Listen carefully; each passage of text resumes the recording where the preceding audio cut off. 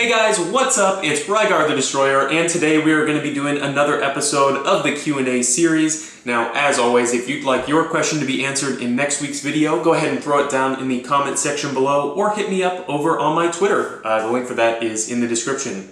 And one thing that I've decided to change and do a little bit differently for this episode is ask you guys a question at the end, which we'll talk about next week as well. So stick around to the end and I'll ask that question as well. But let's go ahead and jump right in.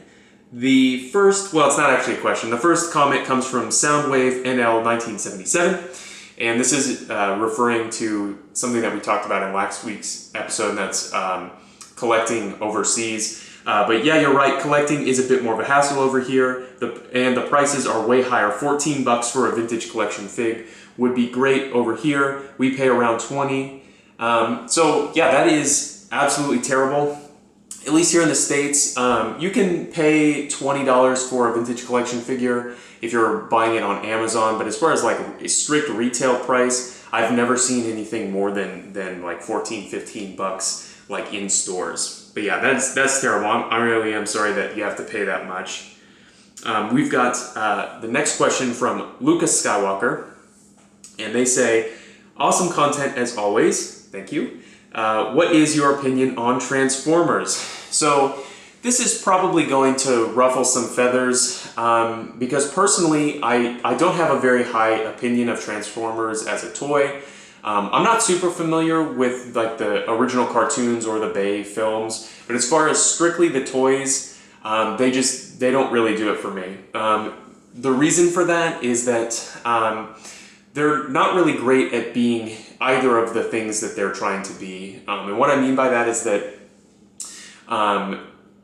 they want to be, as far as like a car toy or like a toy of a bulldozer or a car or whatever, they don't do a very great job. You know, you can always tell that it's going to transform into something else, and I don't know, they just look sort of weird when they're in their like vehicle mode.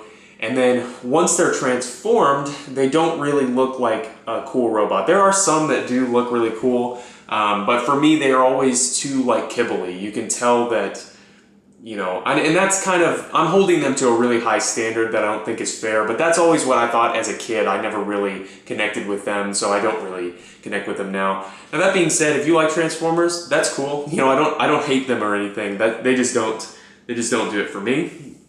And the final question comes from FMF Productions.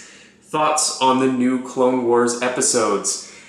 And you guys are gonna roast me. I have not actually watched them yet. I am in college, so I don't have as much time, and I'm going to be waiting until all of the episodes are released, and then I'm gonna binge watch them all really quickly.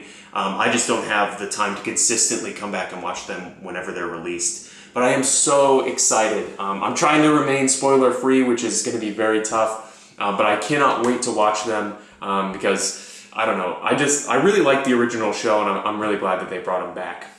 So as far as the question that I'm asking you guys for next week's video, we're going to start out with something pretty simple. If you could add one Black Series figure to the Black Series lineup, it can be anybody, who would that be? So anyway, like I said, we'll talk about that in next week's video. And thank you guys so much for commenting. As always, I really do enjoy making these videos. And I guess I'll see you guys later.